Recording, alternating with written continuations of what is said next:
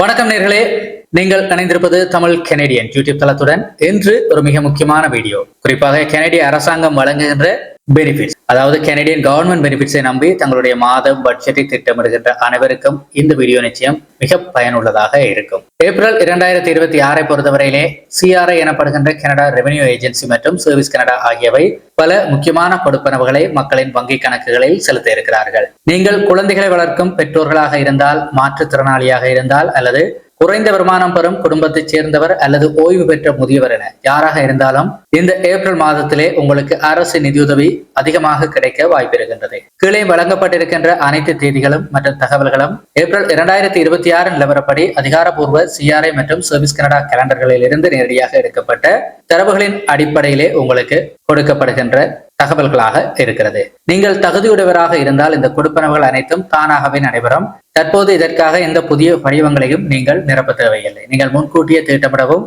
உங்கள் கணக்குகளை சரிபார்க்கவும், எந்த விதமான இடையூறுகளுமின்றி பணத்தை பெறவும் ஒரு விரிவான வழிகாட்டியாக இந்த வீடியோ தொகுப்பு உங்களுக்கு இருக்க போகிறது. நேர்களே, முதலில் ஏப்ரல் 2026 வழங்கப்படவிருக்கின்ற கொடுப்பனவுகள் மற்றும் அதற்கான தேதிகளை பார்ப்போம். அதாவது ஏப்ரல் 2, அதாவது அது கடந்து விட்டது. April 2, 2026 GST HST credit Canada மளிகை மற்றும் அத்தியாவசிய கொடுப்பனவோடு சேர்த்து வழங்கப்படுகிறது. இந்த நிதியாண்டு முதல் Canada groceries and essential benefit என்கின்ற புதிய பெயரிலே இது அழைக்கப்பட இருக்கின்றது.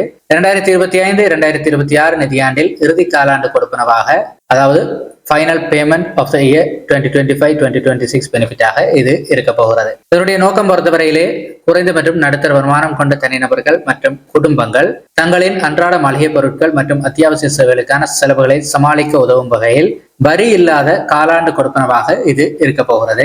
நீங்கள் அல்லது உங்கள் வாழ்க்கை துணை குறைந்தது 19 வயது நிரம்பியவராக இருக்க வேண்டும். வரி நோக்கங்களுக்காக கனேடியன் ரெசிடென்டாக நீங்கள் பதிவு செய்யப்பட்டிருக்க வேண்டும்.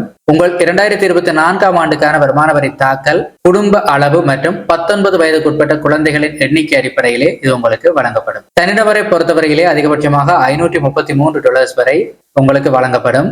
தம்பதியினரை பொறுத்தவரையிலே வருடம் ஒன்றிற்கு அதிகபட்சமாக $698 வரை இது வழங்கப்படும். 19 வயதுக்குட்பட்ட ஒவ்வொரு குழந்தைக்கும் வருடத்திற்கு அதிகபட்சமாக $184 வரை வழங்கப்படும். எதிர்கால மாற்றங்களை பொறுத்தவரையிலே தற்போதைய நிதியாண்டுக்கான கடைசி GST HST முறையிலான கொடுப்பனவு இதுவாக இருக்க போகிறது.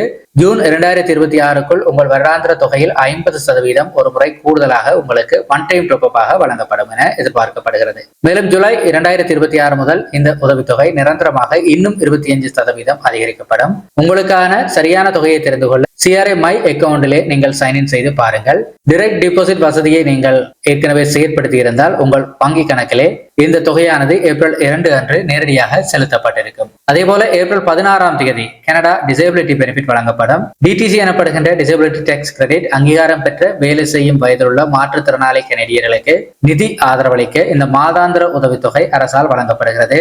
18 முதல் 64 வயது உடையவர்களாக நீங்கள் இருக்க வேண்டும். DTC எனப்படுகின்ற டிசேபிலிட்டி டேக்ஸ் கிரெடிட் திட்டத்தின் கீழே நீங்கள் அங்கீகாரம் பெற்றிருக்க வேண்டும். தங்களது மத்திய வருமான வரி தாக்கலை நீங்கள் தாக்கல் செய்திருக்க வேண்டும். அதைவிட கனேடிய குடியிருப்பாளராக இருக்க வேண்டும். அதிகபட்சமாக $2400 வரை உங்களுக்கு கிடைக்கும். ஆனால் உங்கள் வருமானம் மற்றும் தனிப்பட்ட சூழ்நிலையை பொறுத்து உங்களுக்கு கிடைக்கும் தொகை சில வேளைகளிலே மாறுபடலாம்.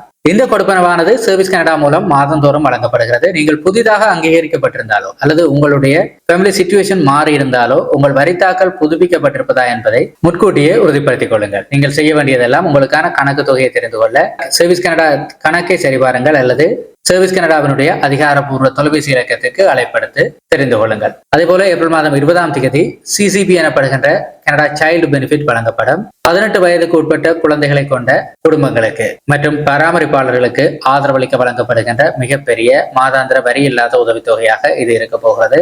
இது குடும்பத்தின் வருமானத்திற்கு ஏற்ப வழங்கப்படும். 18 வயதுக்குட்பட்ட குழந்தையின் முதன்மை பராமரிப்பாளராக நீங்கள் இருக்க வேண்டும். நீங்களும் உங்கள் வாழ்க்கை துணையும் வருமான வரி தாக்கல் செய்திருக்க வேண்டும். கனேடிய குடியிருப்பாளராக இருக்க வேண்டும் என்பதுதான் இதற்குரிய அடிப்படை தகுதிகளாக இருக்கின்றது. 6 வயதுக்கு உட்பட்ட குழந்தைகளை கொண்ட குடும்பங்களுக்கு அதிகபட்சமாக $7,787 வரை வருடத்திற்கு கிடைக்கும். 6 முதல் 17 வயதுக்குட்பட்ட குழந்தைகளுக்கு இந்த தொகை சற்று குறைவாக இருக்கும்.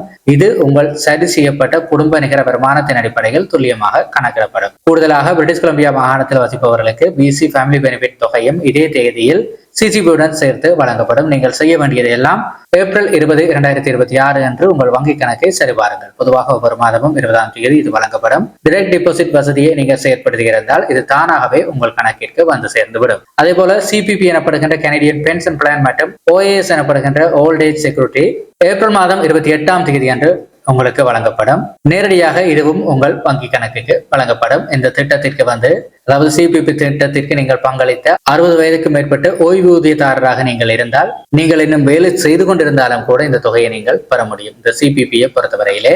ஓஏஎஸ்ஐ பொறுத்தவரையிலே 18 வயதிற்கு பிறகு நீங்கள் கனடாவில் வாழ்ந்த ஆண்டுகளை அடிப்படையாக கொண்டு கால்குலேட் செய்யப்பட்டு அது உங்களுக்கு வழங்கப்படும். அதிகபட்சமாக $816 வரை உங்களுக்கு மாதாந்தம் இது வழங்கப்படும். கூடுதலாக GIS எனப்படுகின்ற கேரண்டீட் இன்கம் சப்போர்ட்டை பெற தகுதியுடையவராக நீங்கள் இருந்தால் அந்த தொகையும் இந்த OAS தொகையுடன் சேர்த்து வழங்கப்படும். 2 கொடுப்பனவுகளையும் ஏப்ரல் 28, 2026 அன்று நீங்கள் ஒரே தடவையில் பெற்றுக்கொள்ளக்கூடியதாக இருக்கும். துல்லியமான தொகையை அறிவதற்கு சர்வீஸ் கனடா பக்கத்தை சரிபாருங்கள். உண்மையிலேயே இதில் சில முக்கியமான விடயங்களை நீங்கள் பார்க்க வேண்டும் நேர்களே. அதாவது உங்கள் மை சிஆர்ஐ அக்கௌண்ட் அல்லது சர்வீஸ் கனடா கணக்கிலே நேரடியாக வைப்பு வசதியை நீங்கள் செயற்படுத்த வேண்டும். டைரக்ட் டிபாசிட்டை செயற்படுத்த வேண்டும். அதுதான் உங்களுடைய பணத்தை விரைவாக பெறுவதற்கான சிறந்த ஒரு வழியாக இருக்கும். அதே போல உங்களுக்கு எந்த வருமானமும் இல்லாவிட்டாலும் கூட ஒவ்வொரு ஆண்டும் வரியை கட்டாயமாக தாக்கல் செய்யுங்கள். இதன் மூலம்தான் உங்களுக்கான தகுதி அரசால் தீர்மானிக்கப்படுகிறது. அதே போல நீங்கள் வீட்டை மாற்றி இருந்தாலோ, உங்களுக்கு குழந்தைகள் பிறந்திருந்தாலோ, உங்களுடைய வருமானம் மாறி இருந்தாலோ உடனடியாக தகவல்களை புதுப்பித்துக் கொள்ளுங்கள். வங்கிகள் சில நேரங்களில் இரவில் பணவைப்பு செய்வதன் காரணமாக கொடுப்பனவு தேதிக்கு ஓரிரு நாட்களுக்கு பிறகு கூட உங்களுக்கு அந்த பணம் பெறலாம். ஆகவே உங்கள் கணக்கை அடிக்கடி சரிபார்த்துக் கொள்ளுங்கள். அடுத்ததாக பார்த்தமாக இருந்தால் ஜூலை மாதம் 2026ஆம் ஆண்டு அரசு கொடுப்பனவிலே மிகப்பெரிய மாற்றங்கள் வர இருக்கின்றது. GST HST தொகைகள் அதிகரிக்கப்படுவதோடு கனடா சைல்டு பெனிஃபிட்டிலும் பணவீக்கத்திற்கு ஏற்ப மாற்றங்கள் செய்யப்படும். புதிய தொகைகள் என்ன என்பது அதிகாரப்பூர்வமாக அறிவிக்கப்பட்டவுடன் நேர்களுடன் பகிர்வதற்கு நாங்கள் தயாராக இருக்கின்றோம். சேனலை இதுவரை சப்ஸ்கிரைப் செய்யவில்லை என்று சொன்னால் சப்ஸ்கிரைப் செய்து கொள்ளுங்கள். இந்த வீடியோவை பொறுத்தவரையிலே அனைத்து திகதிகளும் தகவல்களும் ஏப்ரல் 2026 நிலவரப்படி அதிகாரப்பூர்வமாக Canada.ca அரசாங்க கேலண்டர்களிலிருந்து உறுதிப்படுத்தப்பட்டிருக்கின்றது. உங்களுடைய துல்லியமான தொகையை அறிந்து கொள்ள தனிப்பட்ட CRA சர்வீஸ் கனடா அக்கௌண்டை நீங்கள் எப்போதுமே சரிபார்த்துக் கொள்ளுங்கள். இது கொமனாக வழங்கப்பட்ட தகவல். தனிப்பட்ட முறையில் எப்படி இருக்கிறது என்பதை CRA சர்வீஸ் கனடா அக்கௌண்டை சரிபார்த்து அறிந்து கொள்ளுங்கள். இந்த செய்தியானது பலருக்கும் பயனுள்ளதாக இருந்திருக்கும்.